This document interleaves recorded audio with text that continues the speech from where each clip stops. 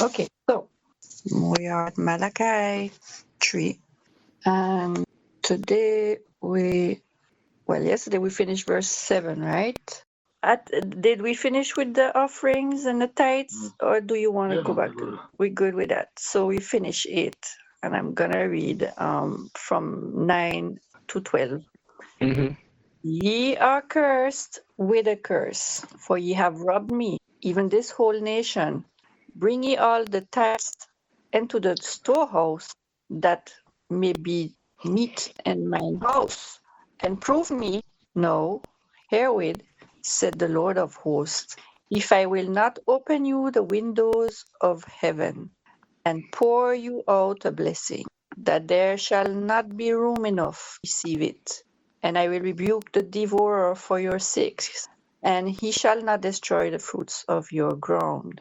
Neither shall your vine cast her fruit before the time in the field, said the Lord of hosts. And all nations shall call you blessed, for ye shall be a delightsome land, said the Lord of hosts. Okay, We're not gonna finish this. no. So verse 9, ye are cursed with a curse. How many curse they get? Yeah, Can I that's remember a good. how many curse them I get in this one book? Is it the same curse he's talking about, or is it a new curse? Can you I think have this is many a new curses? one because in chapter 2, when he says, I will curse your blessings, that's totally different from them being cursed. So their blessings are cursed and they are cursed. That's a double whammy. This time they are cursed because they have robbed him, Mm-hmm. and I remember. even the nation. Mm-hmm. So the last curse was that because they were unfaithful. Oh, what But happened this here? one is because they robbed. They robbed him. Okay. I think there are some things we have to do. Mm-hmm. We have to define what we're talking about. Yes. And we have to look at the context Yep. in which this is spoken. Previously, when the Lord said about he says their blessings are cursed. That is, Mm-hmm. when they invoke a blessing, it is in fact turned into a curse Mm-hmm. because they are evil. Mm-hmm. Mm-hmm. It basically is saying an evil person cannot invoke a blessing. Right. If you're evil, anything you do is evil. Yeah, Satan cannot pronounce a blessing over you. A demon cannot bless you. Mm-hmm. What it does may seem to be good, but it eventually ends up in your death. It is not a curse. It is not a blessing. It is, in fact, a curse, dressed as a blessing, Yes. but it Mm-hmm. is in fact a curse. Mm-hmm. Not all curses are obvious to your detriment. Right. They are nevertheless curses. So, what we have to do is to look at what is being said here and to define the terms. Right. Ye are cursed with a curse. Okay. So what does it mean? If it says you are cursed, it means one thing, and you are cursed with a curse. One thing. Let us look at the words being used in the Hebrew. One is a verb and one is a noun. Two different. Well, with a curse, the word here is ne'ara, Mm-hmm. me'ara, which is a curse or an execration. We're going to go into the meaning of that, but let's go into something else. And then are cursed, right? This is a verb, and it is the process of cursing, or it is to curse. It's action. Anyways, I am cursing you with a curse. Understand? Yeah, not with words, but with a curse. Right. I am cursing you, and here is the curse. Right? In other words, I am in the process of doing something, or I am doing something, and this is what I am. I am cursing you with this curse, or a particular curse, or a curse that is common, or something. So here God is saying, I am cursing you with this curse. It doesn't say which verse it is, Oh, but it says why. For no, I mean, in this verse, Mhm. it says why, but it doesn't say. Yeah. what is this curse? So let us look at what the words mean. Mm-hmm. Right? So the first one with a curse, is, as I say, me ara, and that is a noun. Is a name, right? And the word there is meaning an execration. Oh, what is an execration? What is a curse? What is a curse? So, what is a curse, Janet? What's a curse? Mm-hmm. I've never really defined a curse. Well, that's what we need to do. Would a curse be a wish? The curse starts with a wish, I guess, Mm-hmm. with a will of something happening, Okay. and usually is not a good thing. It is in punition of something you did, and it have a time frame too. Or usually, it's not something like a 5 minute something. Usually, you have a long time. Okay. Let me read something. Mm-hmm. Ecclesiastes. Curse not the king, no, not in thought, and curse not the rich in thy bedchamber. For a bird of the air shall carry the voice, and that which hangs hath wings shall tell the matter. All right. I'm looking at a normal definition, just an Uh-huh. everyday definition, Yes. and a biblical one. The everyday definition is it's a wish or prayer that misfortune, evil, or doom befalls someone or something. Um, Biblically, it means a pronouncement of judgment, misfortune, or separation from God, usually related to disobedience to His commandments. Okay.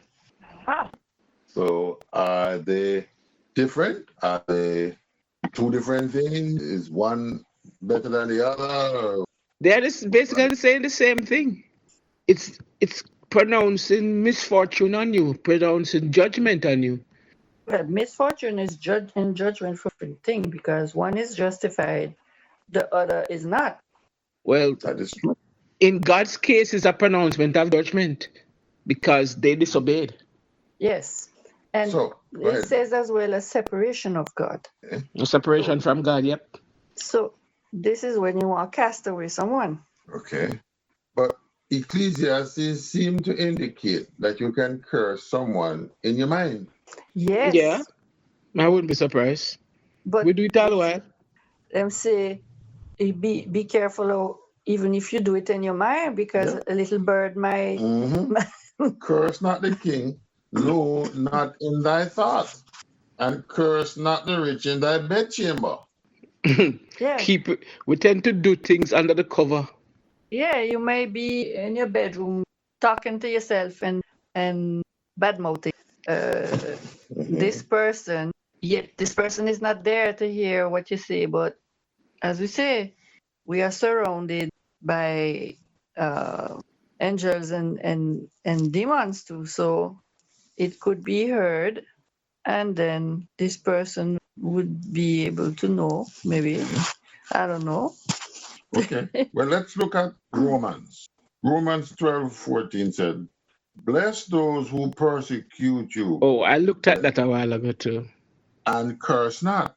So apparently, blessing is the And opposite. curse are opposite. They're polar opposites. Mm-hmm. One is a curse, Of course. one is a blessing. Mm-hmm. So if you define blessing, the antithesis of blessing would be curse. Right. Yeah. So what then is blessing? Blessing is when you get something that you didn't ask for, something good. It's like a reward. Yeah, not necessarily just a Not reward. necessarily a reward. But it's a good thing. It's a good It's thing, like a yes. gift. Yes, but not all gifts are good things, but it's a good gift. Yes, it's a good. But it's not just a It is gift. something showcasing God's favor or His power or His grace. Okay, what I'm getting at is I wish evil for you, Mm-hmm. or I wish good for you. How does that give you good or bad? How does that influence your destiny? My If blessing I and wish, on you. yeah, No, if I wish, if you say a curse is a wish or a judgment or a proclamation or what have you, how does that affect my thoughts to you or concerning you? How does that affect you? Well, Proverbs Not did doing say anything. Mhm. Proverbs did say that the tongue has power over life and death, and so we must Yeah, watch what we say. yeah, but So that has its contextual framework as well, because just saying something about someone could cause the person to have consequences based on other people's response. hmm and other people's response. That doesn't have anything to do with me wishing good or evil on you. That's the True. question. Well, So let's go back. How does a blessing or a curse affect you? Because I am human, you're human. My hmm wish for you, unless I'm going to do something physically, It's almost like a commandment. to- mm-mm. it's basically No. dictating what I think about you. But how does that affect you if I hate you and I wish evil for you? I may not do anything for you. There are people who hate the president, but will It never don't touch him. affect him unless he accepts it. It's No, resentment. whether you accept it or not. If I bless you, it doesn't matter of whether you accept it or not. If I curse you, it has nothing to do with your acceptance. Look, God is cursing these people. Do you think they want to take it? No, Yeah. Yeah. So, no. so therefore, cursing or blessing is independent of the other party. Yeah, yeah, yeah. But I'm asking the question then. Why bother to do it? If it's not going to affect the person, why do I do it? And why is it forbidden to curse and encourage to bless? Does Like it we would have? not have done it in the first place, and we would not have been instructed not to do it. Done it. So it must have had some consequences. I'm asking the question then, why is it something that is if affecting the other person? You sure it's the other person and not me? Oh Lord. It's a manifestation. You are not in, first of all. That does not affect the person. Yeah. No, it It's a, doesn't. Yeah, but that is not the you are okay. affected. God is So, cursing. yeah. Why is he cursing? Because No, he's stop, affected. stop, stop, stop. You're going to some high floating thing and you don't need to go to that. Think about it. If God is cursing these people, it is going to have an effect. Yeah. If Yeah. it's not going to have an effect, he wouldn't Why do do it. it? Yeah. So I am asking, how does it affect you when someone curses you? How does it affect you? When a witch casts a curse on someone, how does it affect that person? And it does. Yeah, Before, your brain I responds to it. I don't even know I've been cursed. How's my brain going to respond to something I Oh, don't? oh. If I know that if I hear it, my brain responds. But if I don't hear it, that's a No, totally different story. no, has nothing to do with whether you're. I think Go this ahead. have to do with the spiritual. No, we're getting to it. Okay. Oh, okay. Because only God can curse you, or as Lincoln said, No, not only God. wait, No, I come into it. we can curse Or you. because the witch go and consult the spirits. hmm Okay, they have to be doing with living spirits. I mean, with hmm spirits.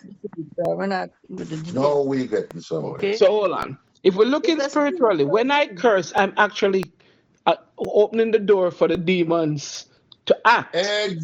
Exactly. It's like you commanding the demons. I'm giving them permission to go ahead and do what they need to do with you. Yeah. Exactly. You're making a pronouncement over this person's life, and you're saying, like you have a dog, stick him. hmm You are saying, set upon this person. You are encouraging the demons, the spirit, to attack and beset that person. hmm When God says he's cursing you, this is exactly what he's doing. He's taking off his protection from Out of you. Of you. you. Yeah. And he's Yeah. saying, Yeah. you Because take what I separation got from now. God means there's no protection from Him. It's not just separation from God. This is No, more protection from no, God. I'm This saying is when you different separate, from there's being. no protection. No, no, no, no. The Bible says that he allows the rain to fall on the evil and the good. Yeah. Okay? So don't say separation is the same thing. It is not. Okay. All right? We are all separated from God now spiritually. Yes. Right. It is not a separate, it is a absence of protection. Yeah. Like Big you don't have difference. angel all And around. not just the absence, but the encouraging of the evil one Yep. Yep. to attack you. I am encouraging them to attack you, and I will do nothing to help to protect you. Yeah.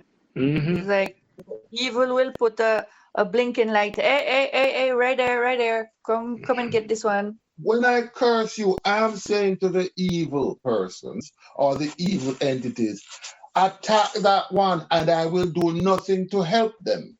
Uh-huh. Mm-hmm. So Mm-hmm. let's go back to the king. Don't even think about cursing the king, even in your thoughts, because it is to pronounce, a curse is to pronounce, to encourage evil Yes. against the king, even in your thinking, Yes. because what you think going to come through your mouth eventually. So he's saying the curse begins in your thoughts. Yep. It begins there. So don't even start going down that road. And when you start to pronounce it on the rich, stop it. Mm-hmm. Don't think Mm-hmm. about it for the Mm-hmm. king, and don't do it for the rich person. And the rich person here is the one who oppresses you. The oppressor. All right. And then in Romans it says, those who are your enemies, bless those who persecute you, bless and curse not. And instead of curse, bless them. So let's go back and look at what cursing is. Cursing ain't no easy thing. And when the Bible says curse, it can mean one of two things. It can mean using strong language, Yeah. right? Or it can mean to invoke a spiritual persecution Exactly. on that person. This is where it says curse With a curse. not. Because a Christian who does this is opening the door for the evil one to attack someone. It is vengeance. What is this? Just tell me something, Janet? Yeah, I just found something. Go on, talk. All right. So cursing does you no good. It affects both parties. Yeah. When I am cursing you, I am opening myself to witchcraft. Mm-hmm. Okay. I am invoking spiritual warfare on you, and I am opening myself to the spiritual world, saying this is a conduit. In other words, I have become there's a word for it, a familiar. Mm-hmm. Yeah. Mm-hmm. Familiar with familiar. I Yeah. am becoming a familiar. Yep. All right. You've been a conduit. So, yes, I'm a conduit now, and I am invoking the spirits to go after you, and they will. Yeah, they gladly will.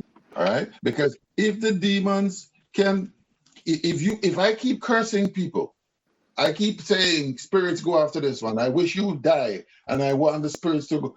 If I am actively doing this, after a while, I become evil. I am corrupt after a while. Yeah, you start think like that fully. It starts like that. I can remain good. So the question is, can an evil person bless you? No. It might look that way. But in this way, when God is cursing, you asking yourself why God would curse? Because if cursing is not a good thing, why God would do? Well, it's not a good thing for us to, but God is a spirit. Yeah, God Yeah. is. And all he's saying is, okay, remember when Saul was being tormented by the spirit? It Mm-hmm. was a curse. It was a curse. Yeah. To God oppress had him. cursed him. It was with a spirit. This is a reward for your actions. Therefore, I am taking my hand off you.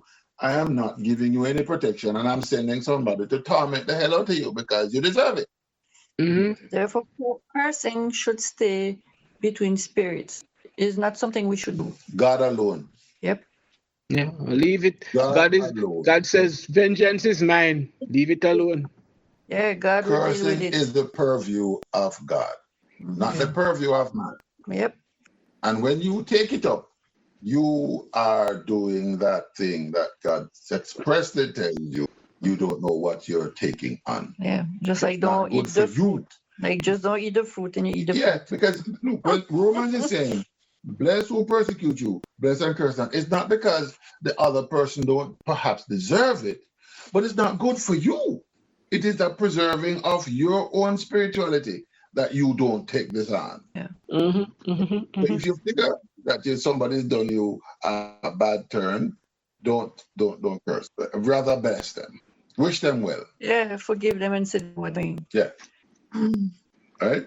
So this is what. So let us go back to the scripture now that says, I am cursing you with a curse. Can I? Yes, I sir. am looking at it, and I'm realizing 9, 10, 11, and 12 are actually Deuteronomy 28. Go ahead. I'm just going to pick out some. It's the entire chapter, so I'm just going to pick out some. Mm-hmm. Verse 1 and 2. If you fully obey the Lord your God and carefully follow all his commandments, I will give you today, the Lord your God will set you high above all the nations on earth. All these blessings will come on you and accompany you if you obey the Lord your God. And then it lists all of those blessings. 15 says, however, if you do not obey the Lord your God and do not carefully follow all his commands and decrees I am giving you today, all these curses will come upon you and overtake you. And it named all the curses that God is going to put on them. And why I said that is it's Deuteronomy 28 covers all. When you look at verse 10, I'm going to read verse 12 and tell me if it doesn't sound, verse 12 and 13, and tell me if that don't sound like it. The Lord will open the heavens, the storehouse of his bounty, and send rain on your land in season, and to bless all the work of your hand. You will lend to many nations, but will borrow from none. The Lord will make you the head, not the tail. If you pay attention to the commandments of the Lord your God that I give to you this day and carefully follow them, you will always be at the top, never at the bottom. Do not turn aside from any of the commandments I give you today, to the right or to the left, following other gods and serving them. That doesn't sound like verse 10, 11, and 12? Yeah, In a well, yes. nutshell. He's giving them the instructions of what not to do. And what But he will do if they do it.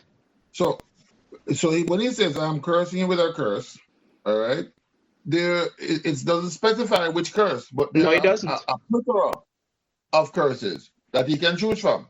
Yes, Which and one he told them what they were. right? Which one it is, you will perhaps see as we read further. But he's saying, I am cursing you with a curse. Which one? He didn't say yet, Nope. right? But you will be afflicted Right. spiritually. Yes. All right. So cursing is a spiritual thing because a man to a man cannot affect the other's destiny. Okay. You need a third party that will affect that man. When you pray to the Lord for a person, you are asking God's favor on that person. You are saying, Lord, please take care of John, Mary, or Joe. You are asking God to bless them. Okay? Does that mean that you can ask God to curse them too? Yes. Yeah. But God said we must bless and not curse. Yes. But He wait, said, no. he said it. Wait a minute. Wait a minute. Yes, that is of ourselves. But we can ask God for vengeance Yes, we can. on our behalf. Yes, we can. He says, vengeance is mine. But he's the one who's going to put a curse. He's the one who's going to curse Yeah, them. as a spirit. You don't. Yeah. We don't do it. God does it. God will do it for you. To do it Yeah. on He will do exactly.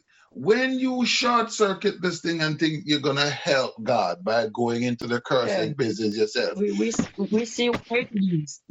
We're the ones who pay that price. Helping themselves quite fine, and it didn't end well. right? You have decided you're gonna help, you're gonna short circuit this thing, you're gonna leave God out of this, and you're going straight to the spirits. You're gonna say, curse John for me. Yeah, all your little gods. You are doing witchcraft. Witchcraft. Okay? When you go to God and say, Lord, this person has done X, Y, and Z to be, you see what they have done. You know what they have done. I'm asking you to bring justice. But you see, what came in my mind there, you curse a curse with a curse. We are It's cursed already with a curse. cursed. So what are you going to do? Exactly. But you, it's like you give the same medicine to No, those. it's a different curse. There are different types of curses. Yes, Remember? I know. So when you curse, it depends on what curse you put on him. But remember, at that time, they were already doing witchcraft and all sort of thing. So this is part, but that they have been cursed for one thing, and they've been cursed for another thing. Cursing is not necessarily a one-shot fix for everything. Yep. The way God uses is to bring you back. Is to bring you. It is not a perpetual, continuous thing. It's a wake-up call. You're not going to change. God uses this method to force you to a point where you come to the realization that He is your only choice. Mm-hmm. And you go back to Him. Don't go back to another witch. Somebody cursed you and you're being afflicted by it spiritually.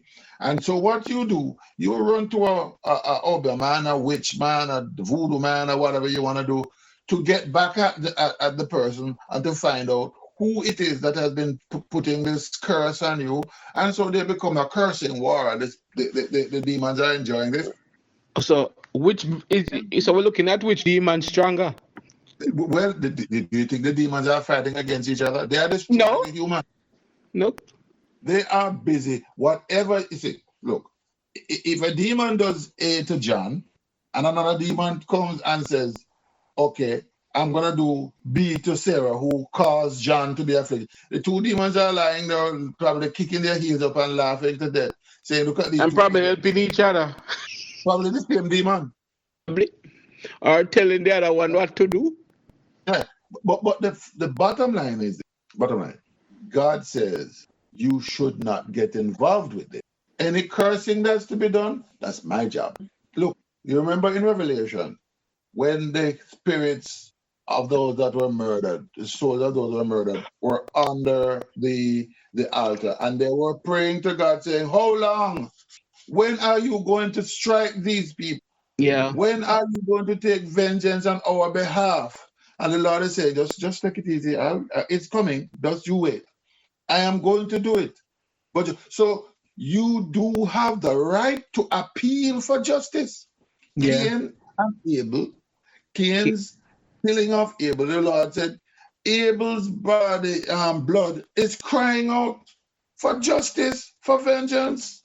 Mm-hmm. That's what it is. It is crying out for vengeance. It is crying out for me to curse you. And he did curse him. Yes, he did. He did You're a curse vagabond. him. You're a vagabond. Right? So we do have the right to appeal to the Lord, to act on our behalf, but his actions are entirely his. You don't tell the Lord you want him to do this and that and that. It's not up to you. You just need to ask for justice. So you don't need to curse anyone. Call on to the Lord and he will do what is appropriate.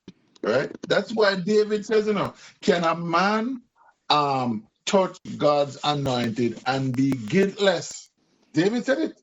You cannot go against God's anointed and be guiltless. All these people who have gone against Israel, even with God's permission, all these nations have all suffered because they were used to go against it. And you cannot go against God's anointed and be guiltless. That is without punishment yourself. Mm-hmm. Mm-hmm. So, woe betide the man who God used to afflict his beloved. It's not a good thing to fall into the hands. The Bible says, if you don't understand, the person who afflicts God's anointed cannot be guiltless. That's what David. So be careful. That is why you should not get involved with this cursing crap. Don't wish evil on other people. Okay, so thereafter he says, why? For ye have robbed me, even this whole nation. Yeah. I am cursing you because you have robbed me. Your entire nation. But there is a curse specifically for thieves, you know. That is probably what is going to happen. There is a What? curse for thieves. But the reason this particular curse is because you're a nation of crooks. Yeah.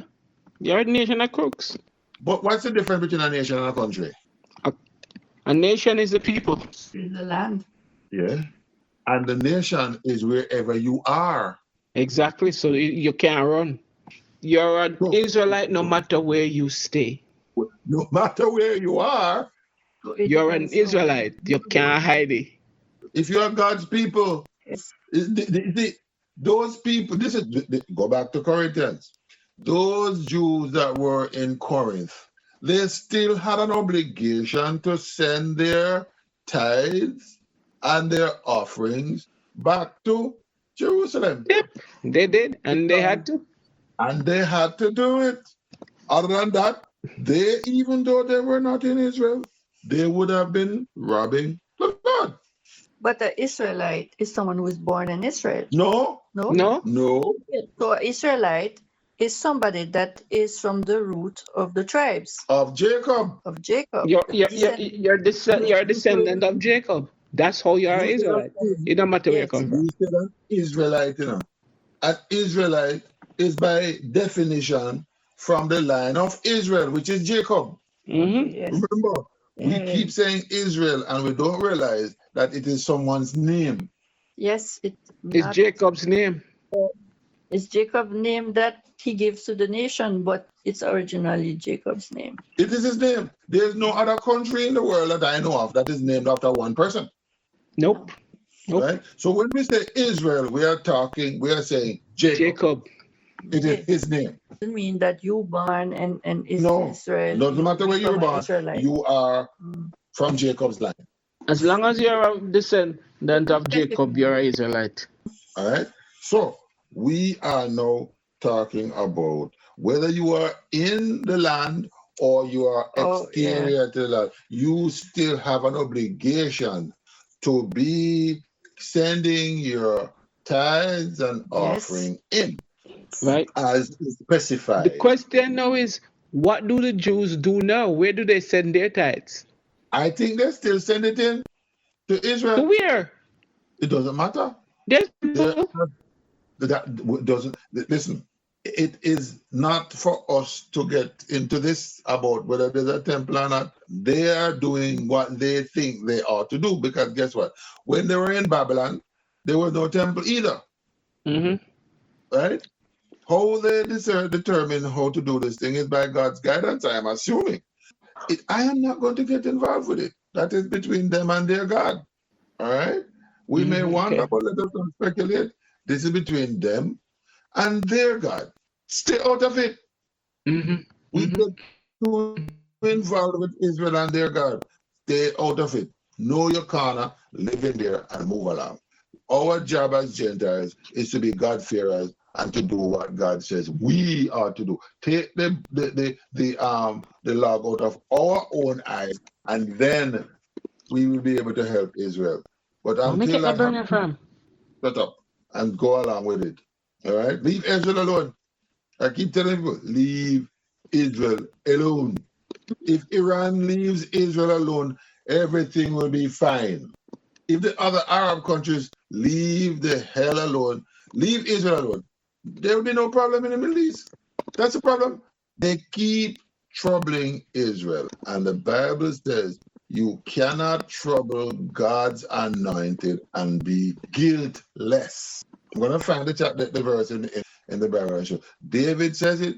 That is why David never killed Saul. He could have killed Saul many times over. But he says, I can't do it. If I do this, Saul, even though Saul was to be replaced by David himself, Saul was already anointed king and was God's chosen. He did the wrong thing, but that didn't absolve him from being God's anointed. He was once anointed king. If David had killed him, David would have been presumptuous. Because if God wanted Saul dead, God could have killed him himself. Killed him himself. He didn't have to curse him. He curse kill him. All right. So David said, I will not do it. And in fact, the guy who did it, David killed him. Mm-hmm. Yep. He never ever want to kill Jonathan. Right? David said, I didn't need your help. If God wanted to kill him, he'd have done it himself. So the fact that you had the presumption to kill him, I have to deal with you. You are not anointed. So you are free game. Remember, killing is.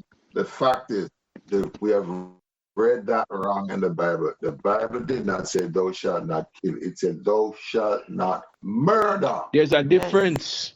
Murder and killing are not the same. Okay, so what's the difference? Murder is premeditated. Murder is premeditated. Not just premeditated. Murder is unsanctioned. Is vengeful. No, it's unsanctioned. Yeah. You had no permission. You had no permission to take that life. In killing, you have permission. Killing. So remember, if that was the case, God would not allow them to have wars. Exactly. And God gave them permission to have war and to wipe out nations. And not only to wipe out nations, to wipe out kings in Israel. And wipe out kings. Yes. Jeroboam's house was to be slaughtered. That was with permission. And remember, when it was done, God said, you did my will. Yep. That is not an easy task. So the point is, the Bible said, you must not murder. Yeah. Murdering is the issue. Unsanctioned, without permission. Okay? Some people, by God's reckoning, are deserving of death. And they are appointed to die. So we keep thinking, God is just so loving and he's just so impotent. No. All right. That's not what God says. For the states, I don't know if you still have states in America that permit death sentence. But yeah, they do, but really do it like that anymore. When it was legal. It's still legal. It's still legal in a lot of states. They just don't do it. What? Are you kidding me? They still execute people. Just last week. No, I'm saying a lot of them don't do it like that anymore. Hold on. Let's not go on that word. But I'm trying to tell you that executions in the States are regular. Okay. It's not something that doesn't happen often. It's regular. Dead man walking. There's a reason they have that term. Because they do execute a lot of prisoners. Don't make anybody fool you. Executions in the States are a regular practice.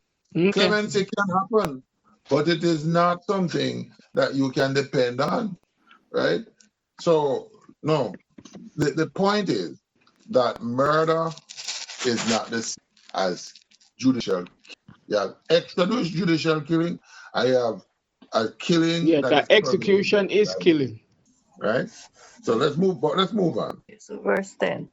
Bring ye all the tithes into the storehouse, that there may be meat in mine house, and prove me now herewith, said the Lord of hosts, if I will not open you the windows of heaven, and pour you out a blessing, that there shall not be room enough to. All right, so here, if they turn back to God and bring back all the tithes into the storehouse. Do you notice anything strange in this first sentence between bring ye all the tithes into the storehouse? Stop there. Mm-hmm. If you were to put a full stop there, what would that say? That they have not been doing it. No, we know that they've not been doing it, but that doesn't say they've not been doing it. If I say to you, bring all the tithes into the storehouse, whether you knew I was doing it, you were doing it before or not. This is a command. Bring all the tithes into the storehouse. What does that tell you? That there's there is one location all tithes only must be. one.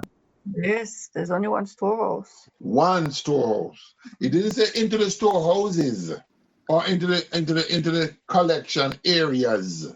It says into the storehouse. It's Yeah, as a particular. matter of fact, Deuteronomy said it. The storehouse.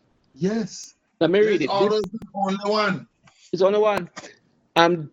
Yeah, the Deuteronomy call it the storehouse of his bounty. Yeah. So all these churches were using this thing. I said, bring it into the storehouse. As far as they're concerned, they have their own storehouses, and their storehouse is fine. And every church has their storehouse, and therefore it's fine to send it into their storehouse. Is it God's storehouse? Because that there may be meat in my house. Yeah. So Hezekiah had built storehouses in the temple. yeah, it's one The area, storehouse was in the temple. right? So bring the tithe and the offering, because it's not just tithe, Yeah. it's also the offering. Nehemiah 10 verse 38 says, a priest of Aaron's line is to accompany the Levites when they collect the tent. And the Levites are to bring a tenth of these tents to the storerooms of the treasury in the house of our God. So it's a tenth of the tenth we're talking about here. Yeah, tenth of the tent into God's storehouse, which is in the Right? temple. 1%. 1%. Because a tenth is 10%, right? And it's not even 1%. When you look at it, if my tenth is 200 and you're a tenth of that 200, well, it might be even smaller. But let us say 1%. So in actual fact, that which is received into the large house is 1%. It's 1%. So when them ask for 10%, them go more than what God asks for. The God other asks for 1%. was supposed to feed the Levites. Mhm. This is where I'm saying they have hijacked the concept of tithing for their own purposes. If they want to know what Nehemiah tell them point blank, bring everything into the storehouse that is in the temple. You know, it's just sad. But let's move on. So the Lord is saying, keeping for yourselves, bring it into my house. My 1%. It's not the 10% he's asking for, no. It's the 1% that needs to go into the storeroom of the temple. Mm-hmm. Okay? Because you have collected the 10%. Right. But the 1% you have Is neglected into me. You see what we're going with? Where we're going with this? Yep. So that's how you have robbed me. You not even give me my little 1%. But the 1%, you have collected the 10, which was mine anyway. And the 1% that was supposed to come into my storehouse, even that you have withheld. Full thief. Even that you have withheld, the 1%. So he's saying, bring me my 1%. And prove me now herewith, said the Lord of hosts. And I will, if I will not open you the windows of heaven and pour you out a blessing, that there shall not be. No, it didn't say the blessing. Just as he didn't say the curse. Because it's already been defined. Yep. Let me give you an example of a blessing. 2 Chronicles 31. This was with King Hezekiah. Let me read verse 9 and 10. Then Hezekiah questioned the priests and the Levites about the heaps, because there were people had brought in the tithes and the offerings, and there was plenteous left. And Azariah, the chief priest of the household of Zadok, answered him, since the people began to bring their contribution into the house of the Lord, we have had enough to eat, and there is plenty left over, because the Lord has blessed his people. This great abundance is what is left over. Yeah. They kept bringing. Did they say what they did with it? Let me open up the entire chapter and we'll see. 2 Chronicles. The reason I'm asking. Let me see. 2 Chronicles 3. Because what we should see here is Jesus. Let me check. Jesus Oh, did the it's not same 3, it's thing. 31. Second, because 3 is Solomon. One Uh, then. We talk Hezekiah about signed the priests. He ordered the yeah. people to give portion to the priests. They began doing that in the 3rd month. Okay, Listen, I'm asking this. this is what verse 11 said. Hezekiah gave orders to prepare storerooms in the temple of the Lord, and this was done. Then they faithfully brought the contributions, tithes, and dedicated gifts. Coniah, a Levi, was the overseer in charge of these things, and his brother Shimei was next in rank. And they talk about who was in charge. And it went on to say that they distributed to the priests, and they took everything else, and they included all the little ones, the wives, the sons of the entire community. Yeah, they distributed it. Yeah, they Mm-hmm. distributed it. Jesus, Yeah, they were designed by name to distribute portions to every male among them that was among the in the Levites, Levi community. among the Levites. Mm-hmm.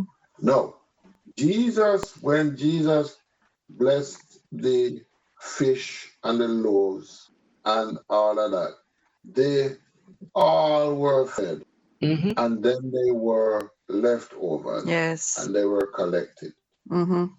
These people ate and ate and ate, and And the were abundance collected. was left. The abundance was left. And Yeah. that's what Hezekiah said. There was abundance left. So Yeah. here we shall see, and you will see that you have not enough rooms to receive it. But then this is the thing. What God is saying here, or God is saying here, is that it's a cycle. Let's look at it. If year one comes along, and you are true and you bring in the tithe and offering as you ought. Mm-hmm. Let us say this year you got 10 tons Yeah. Thing. and you brought in 1 ton. All right? Mhm. And of that 1 ton, you give the Lord half a ton. Just a arbitrary. Mm. You got or something there. You gave the You Lord gave him a half. something. Yeah. The next year, God blessed you with how much ton you got the first year? 10 10 tons? tons. 10 tons. Next year, you get 15 tons. You bring in, or what now? 1.5 ton. 1.5 tons. And you gave the Lord now, 0.7. say, 0.75 tons. Mhm. The third year running, it goes up to 20 tons.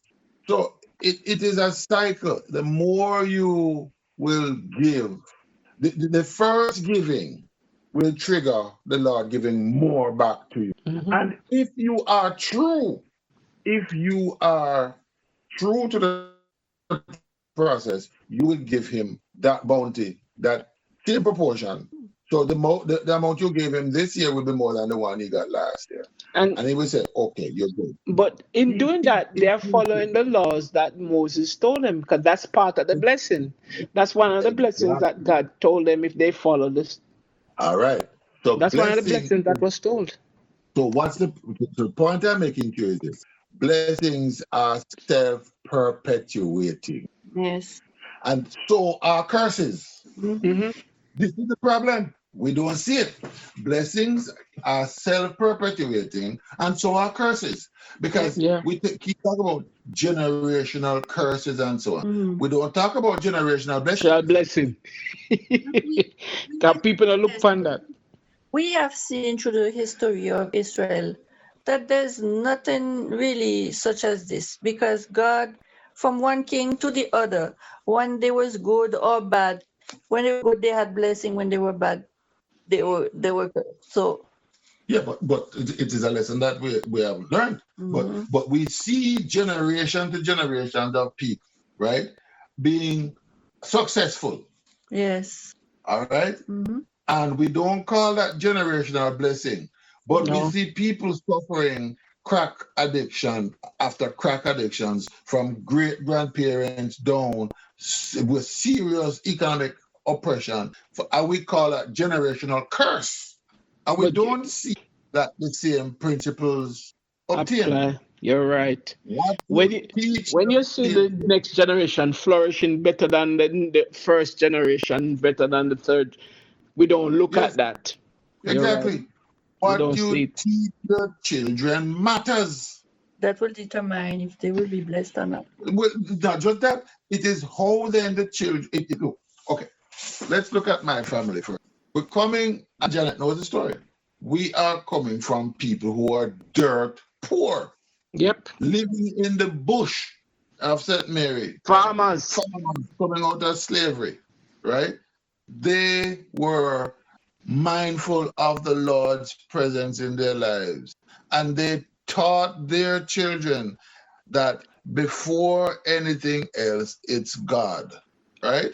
And we were always in church. One generation Always. to the next have been better off because Yep. of our dedication to the Lord, lesser or greater amount, right? The next generation follows is a little bit better than the first.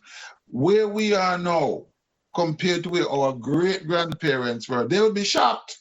Yep. Even my parents, when we were younger, to see where we have now reached, they are now. My father is pleased beyond belief because of where he sees his children's position now, and his grandchildren position now. He Yeah. could not have imagined this, You would not have. Yep. Yep. That's true. right? Generation blessing. The generations that pass have been more and more God's presence in their lives. And we are, to be honest with you, more, I should say, in tune with God's wishes now than our foreparents were. Yeah. Yeah. This is what God has been talking about, the righteous seed that he hoped Yes. would have been generated. And the knowledge, to pass on the To knowledge. pass on the knowledge and to improve on it. You know, so we talk about generational curses, but not generational blessings. And this is what this is saying. If you keep doing what you should do, generation to generation, harvest to harvest, you will not have hands to Yeah. hold what the Lord will give unto Yeah. you. As he says, if I will not open you the windows of heaven, watch if I won't open the windows of heaven.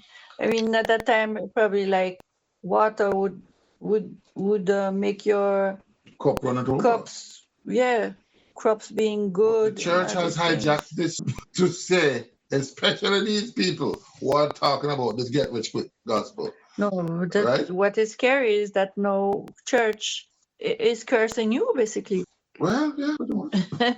And they wonder why the membership is as Keep it is. dwindling. Not just dwindling. The people are impoverished. Because no, if you keep robbing the Lord, you are being cursed, right? But if you keep encouraging people to give to the Lord, and then you do not give it over, which is what the priests were doing, because the priest is talking to right there. Yeah. All right, he's saying. Actually, You I are don't think being this is cursed. more because verse 6 is ye sons of Jacob. So it's not just priests anymore, it's the entire nation. Yeah, but I'm saying, the priests are the ones who should be bringing in the bounty to the Lord's house. But the nation is guilty because they have been sending it into the priest to begin with. Exactly. The priests can't carry nothing if they don't have it. Exactly. They And that which they receive, they have been keeping for themselves. Yep. All of it. You see, if I send in, how should I put it? If the Lord blessed me and I send my tithe in and it doesn't reach the Lord's table, am I going to be blessed? This is the question.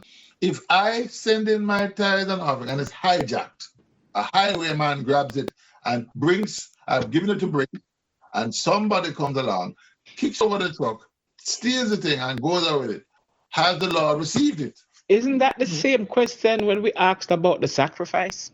Yes. I carried my sacrifice, but it never got done. Am I redeemed? No, it wasn't done. I'm asking my sin sacrifice in, and it never got to the altar. Never got to the altar, so it was never done. Never done. And we wonder why these people are impoverished. It was their duty to make sure that the Lord received the tithe. Yeah, but you know what I can't understand? I just found in Numbers something, and They are robbing God. The priests are robbing God. But this is what God is saying in Numbers. And it blew my mind up. It keep blowing my mind. Numbers 18. I'm going to read 20 and 21. Then the Lord said to Aaron, you will have no inheritance in their land, nor will you have any portion among them. I am your portion and your inheritance among the Israelites. Behold, I have given to the Levites all the tithes in Israel as an inheritance in return for the work they do, the service of the tent of meeting. So why rob something that is yours?